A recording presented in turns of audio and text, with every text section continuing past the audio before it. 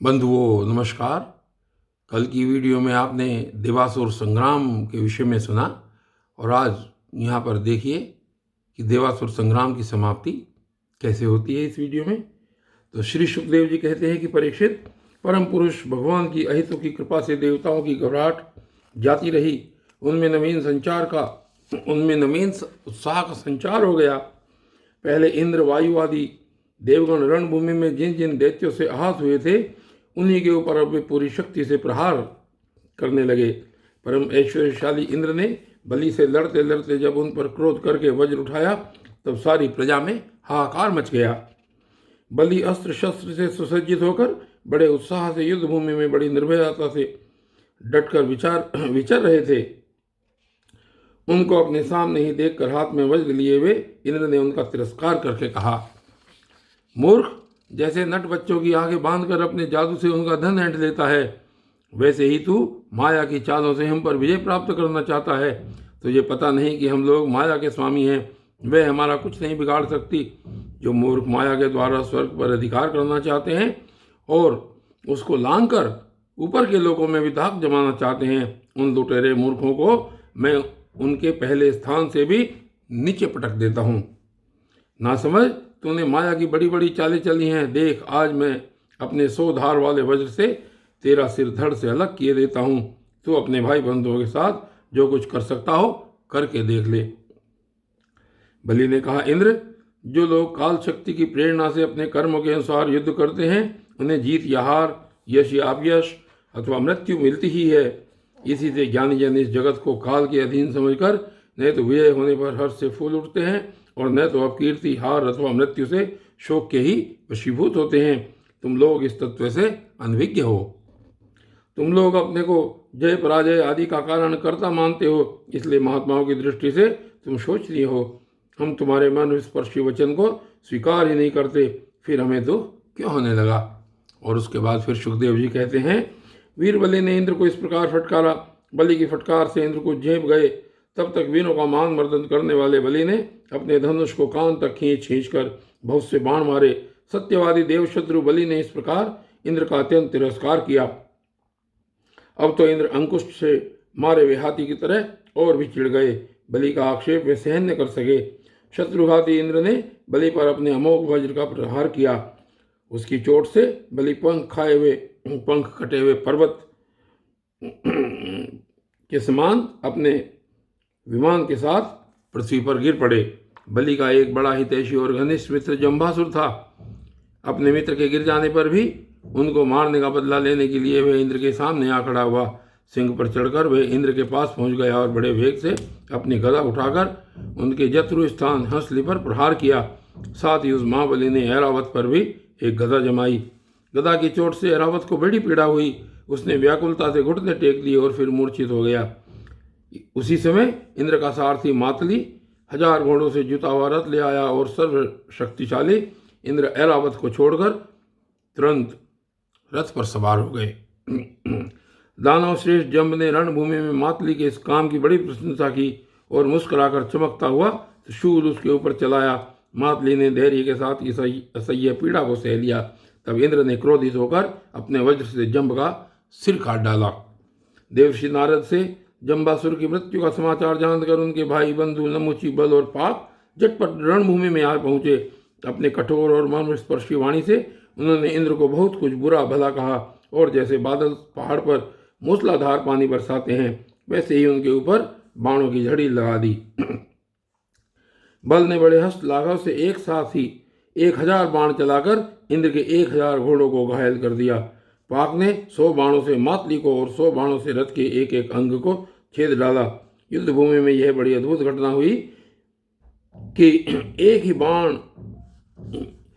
ही बार इतने बाण उसने चढ़ाए और चलाए। नमुची ने बड़े बड़े 15 बाणों से जिनमें सोने के पंख लगे हुए थे इंद्र को मारा और युद्ध भूमि में वह जल से भरे बादल के समान गरजने लगा। जैसे वर्षा काल के बादल सूर्य को ढक लेते हैं वैसे ही असुरों ने बाणों की वर्षा से इंद्र और उनके रथ तथा सारथी को भी चारों ओर से ढक दिया। इंद्र को न देखकर देवता और उनके अनुचर अत्यंत विह्वल होकर रोने चिल्लाने लगे। एक तो शत्रुओं ने उन्हें हरा दिया था और दूसरे अब उनके कोई सेनापति भी न रह गया था। उस समय देवताओं की ठीक वैसी ही अवस्था हो रही थी जैसे बीच समुद्र में नाव टूट जाने पर व्यापारियों की होती है। परंतु थोड़ी ही देर में शत्रुओं के बनाए हुए बाणों के पिंजड़े से घोड़े, रथ, ध्वजा और सारथी के साथ इंद्र निकल आए। जैसे प्रातःकाल सूर्य अपनी किरणों से दिशा, आकाश और पृथ्वी को चमका देते हैं, वैसे ही इंद्र के तेज से सब के सब जगमगा उठे। वज्रधारी इंद्र ने देखा कि शत्रुओं ने रणभूमि में हमारी सेना को रौंद डाला है। तब उन्होंने बड़े क्रोध से शत्रु को मार डालने के लिए वज्र से आक्रमण किया। परीक्षित, उस 8 धार वाले पैने वज्र से उन दैत्यों के भाई बंधुओं को भी भयभीत करते हुए उन्होंने बल और पाक के सिर काट दिए। परीक्षित, अपने भाइयों को मरा हुआ देख नमुची को बड़ा शौक हुआ। वह क्रोध के कारण आपे से बाहर होकर इंद्र को मार डालने के लिए जी जान से प्रयास करने लगा। इंद्र, अब तुम बच नहीं सकते। इस प्रकार ललकारते हुए एक त्रिशूल उठाकर वह इंद्र पर टूट पड़ा। वह त्रिशूल फौलाद का बना हुआ था, सोने के आभूषणों से विभूषित था और उसमें घंटे लगे हुए थे। नमुची ने क्रोध के मारे सिंह के समान गरज कर इंद्र पर वह त्रिशूल चला दिया। परीक्षित, इंद्र ने देखा कि त्रिशूल बड़े वेग से मेरी ओर आ रहा है। उन्होंने अपने बाणों से आकाश में उसके हजारों टुकड़े कर दिए और इसके बाद देवराज इंद्र ने बड़े क्रोध से उसका सिर काट लेने के लिए उसकी गर्दन पर वज्र मारा। यद्यपि इंद्र ने बड़े वेग से वह वज्र चलाया था, परंतु उस यशस्वी वज्र से उसके चमड़े पर खरोंच तक नहीं आई। यह बड़ी आश्चर्यजनक घटना हुई कि जिस वज्र ने महाबली वृत्रासुर का शरीर टुकड़े टुकड़े कर डाला था, नमुची के गले की त्वचा ने उसका तिरस्कार कर दिया। जब वज्र नमुची का कुछ नहीं बिगाड़ सका, तब इंद्र उससे डर गए। वे सोचने लगे कि देव योग से संसार भर को संशय में डालने वाली यह कैसी घटना हो गई है। पहले युग में जब वे पर्वत पांखों से उड़ते थे और घूमते फिरते भार के कारण पृथ्वी पर गिर पड़ते थे, तब प्रजा का विनाश होते देखकर इसी वज्र से मैंने उन पहाड़ों की पांखें काट डाली थी। त्वष्टा की तपस्या का सारे वृत्रासुर के रूप में प्रकट हुआ था, उसे भी मैंने इसी वज्र के द्वारा काट डाला था। और भी अनेकों दैत्य जो बहुत बलवान थे और किसी अस्त्र शस्त्र से जिनके चमड़े को भी चोट नहीं पहुंचाई जा सकती थी, इसी वज्र से मैंने मृत्यु के घाट उतार दिए थे।